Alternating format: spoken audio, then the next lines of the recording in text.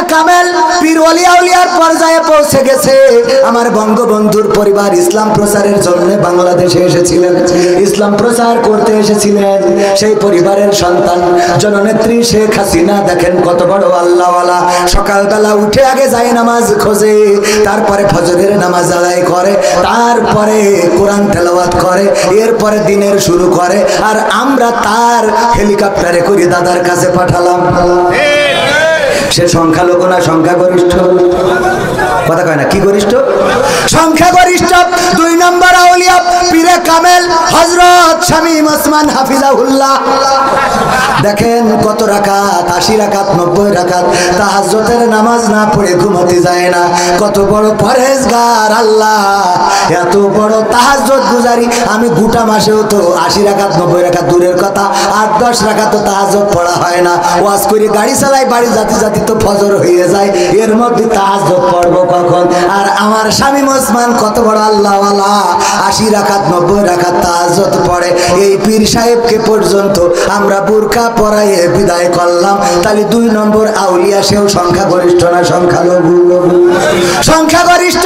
3 নম্বর আউলিয়া হযরত Salman F Rahman হাফিজাহুল্লাহ।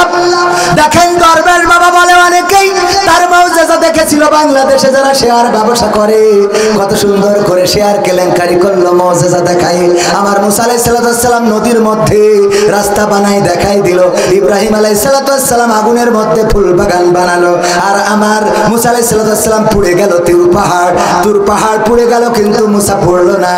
আমার নূহ নবী কিস্তি বানালো, আর আমার ইউসুফ আলাইহিস সালাম কূপের মধ্যে পড়ে গেল, সেখান থেকে মুক্তি পাইল। তারপরে এমনি ভাবে এক এক নবীর মুজিজা এক এক রকম ছিল। মুসা আলাইহিস সালাম লাঠি ছেড়ে দিলে লাঠি সাপ হয়ে যেত, হাতের মধ্যে ঢুকাইলে আগুন জ্বলতো। আর আমার দরবেশ বাবা শেয়ার বাজারে গেল, আর শেয়ার বাজার অমনি লুটপাট হয়ে গেল। সবাই জোরে জোরে বলেন সুবহানাল্লাহ। এই সুবহানাল্লাহ কুলু করে নাউজুবিল্লাহ। এই দরবেশ বাবা এত বড় আউলিয়া যে শেয়ার বাজার কেলেঙ্কারি করে দিল, মুজিজা দেখায়। আর আমরা তার তাড়ালাম, এমনকি নূহ নবীর কিস্তিতে চড়ার পরে দাড়ি পর্যন্ত রাখলাম না। সে সংখ্যালঘু না সংখ্যাগরিষ্ঠ? 4 নম্বর আউলিয়া হযরত ওবায়দুল কাদের রাহিমাহুল্লাহ। খেলা হবে, পালাবো না, প্রয়োজন হলে ফখরুলের বাসায় গিয়ে এই আল্লাহর ওলি গৌর গোবিন্দের মতো কোথায় হারাই গেল? বললো পালাবো না। সেই আল্লাহর ওলিও চলে গেল কোথায়? এখনো দেখা মিলল না। অনেকের তো মাঝে মাঝে দেখা যায় আমেরিকায়, মাঝে মাঝে দেখা যায় লন্ডনে, মাঝে মাঝে জেলখানায়, মাঝে মাঝে কেউ ডিম খায় উপর দিয়ে বানিয়ে দিয়ে। কিন্তু ভাইয়েরা আমার, এই আল্লাহর ওলির এখনো পাইলাম না। এই লোক সংখ্যাগরিষ্ঠ না সংখ্যালঘু? সংখ্যাগরিষ্ঠ। 5 নম্বর আউলিয়া বুঝতে পারলো এই দুনিয়ার জীবনই না, এত আরামায়েশ কিসের? সুতরাং সব ছেড়ে দিয়ে দাড়ি রাখলো, টুপি মাথায় দিল, আর তারপরে বনবাসে চলে গেল। কলা পাতায় শুয়ে রইল আমার মানিক্কা। ঠিক না বেঠিক? কলা পাতায় শুয়ে রইল, সেই মানিক্কার বিসি পর্যন্ত খুলে নিয়েছে। এও সংখ্যালঘু না সংখ্যাগরিষ্ঠ? সংখ্যাগরিষ্ঠ। বিসি পর্যন্ত নেই, তোকে তো খালি আগা কাটার ভয়, আর এর তো ডাইরেক্ট মেশিনই তো নষ্ট করতে। ঠিক না বেঠে? ওগো আমার ভাইরা, এই লোকটাও সংখ্যালঘু না সংখ্যাগরিষ্ঠ? সংখ্যাগরিষ্ঠ। তারপরে ইনু মেনন কত বড় পরহেজগার। দেখেন আল্লাহর মানত না, বামপন্থী দল করে। সেই লোকগুলো একবার সাদা কাপনের কাপড় পরে একবার বা 2-5 বার গিয়েছে মক্কায়, মক্কা মদিনা তাওয়াফ করে এসেছে, রাসূলের রওজায় সালাম দিয়ে এসেছে। এই ইনু মেননেরও আমরা ধরে রাখেছি। আরাফাত ব্যারিস্টার সুমন সহ কত ডজন, 3 ডজনেরও বেশি আল্লাহর ওলি পলক টলক সহ সব রাখলাম জেলখানায়, ডিম দিলাম। ও আমার ভাইরা, এরা একটাও সংখ্যালঘু না, বরং সংখ্যাগরিষ্ঠ। বলেন ঠিক কিনা? সুতরাং নির্যাতিত হচ্ছে সংখ্যাগরিষ্ঠ। আর আমার দাদারা বলেন সংখ্যালঘু নির্যাতিত হচ্ছে। আল্লাহর কসম করে বলি, আমার দেশের হিন্দুরা, বৌদ্ধরা, খ্রিস্টানেরা ডিমের মধ্যে কুসুমটা যেমন সংরক্ষিত থাকে, বাংলাদেশে তেমন মুসলমানদের কাছে হিন্দু, বৌদ্ধ, খ্রিস্টান সংরক্ষিত আছে। বলেন ঠিক কিনা? আমার দেশের মুসলমানেরা এবার নির্বাচনের পরে নাই, বরং সরকারের পতনের পরে আমার দেশের কোরআনের হাফেজেরা, আমার দেশের আলেমেরা, আমার দেশের ইসলামী আন্দোলনের নেতা কর্মীরা, আগে আমার মা বলতো মূর্তির দিকে তাকাবা না, মূর্তি পূজার নিকটবর্তী হবা না, ওই দিকে যাবা না।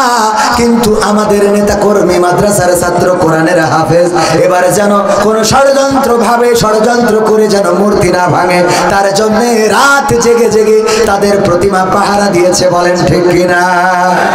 পাহারা দিয়েছে। শুধু তাই নাই, আমাদের নেতারা যে ওম শান্তি নমো নমো পড়ি ফেলায় যাবে, ঠিক না? ঠিক পড়েছে না পড়ে নাই? ওখানে যে ওম শান্তি নমো নমো কত কি পড়ে ফেললো, কত উদারতা আমরা দেখালাম, যে ওখানে যে ওম শান্তি নমো নমো পড়ে দিলাম। এরপরেও যখন দাদার দেশে অপপ্রচার হয়, এরা সাংবাদিক না, এরা মূলত অর্থে হলো সাংবাদিক নামের কুলাঙ্গা। ঠিক না বেঠে? সাদাটারে কালো বানায় আর কালোটারে সাদা বানায়। এই জাতীয় ভারতের প্রেতাত্মা প্রথম আলো এবং স্টার জলসা বাংলাদেশে এখনো আছে। এখনো আমার দাদার দেশের দালালেরা এই জমিনে আছে না? আছে না নাই? তাদেরকে এই জমিনে তারা থাকবে, বসবাস করবে, কিন্তু প্রকৃত অর্থে সোজা পথে চলা লাগবে। আর একটা কথা শুরুতেই বলে রাখি ভাইয়েরা আমার, যারা মনে করেন স্বাধীনতা এসেছে 5 তারিখে, আমি বলি এখনো স্বাধীনতা আসে নাই। এই বাংলার জমিন এখনো স্বাধীন হয় নাই, এই আল্লাহর জমিন এখনো স্বাধীন হয় নাই। 5 তারিখে স্বাধীনতা আসে নাই, বরং 5 তারিখে স্বাধীনতা কেমন করে আনতে হয় সেই রাস্তাটা দেখিয়ে দিয়ে গেছে। বলেন ঠিক কিনা? স্বাধীন তো হবে সেই দিন যেদিন এই বাংলার আকাশে কালেমার পতাকা উড়বে পথ করে। স্বাধীন তো হবে সেই দিন যেদিন বাংলাদেশের সংসদে আল্লাহর কোরআনটা বসানো হবে, আল্লাহর কোরআনের আইন দিয়ে যেদিন এই দেশ পরিচালিত হবে, সেই দিন প্রকৃত অর্থে দেশটা স্বাধীনতা পাবে। ঠিক না বেঠে? এখনো স্বাধীন হয় নাই। স্বাধীনতা কিভাবে আনতে হয় সেই রাস্তা দেখিয়ে দিয়েছে আমার আবু সাইদ, আমার শান্ত, আমার মুগ্ধ, আমার ইয়ামিন। তারা দেখিয়েছে যে এই রাজপথ ছাড়া যাবে না, বরং বাতিলের সামনে, বুলেটের সামনে, বন্দুকের সামনে, গুলির সামনে বক্ষ পেতে দিতে হবে।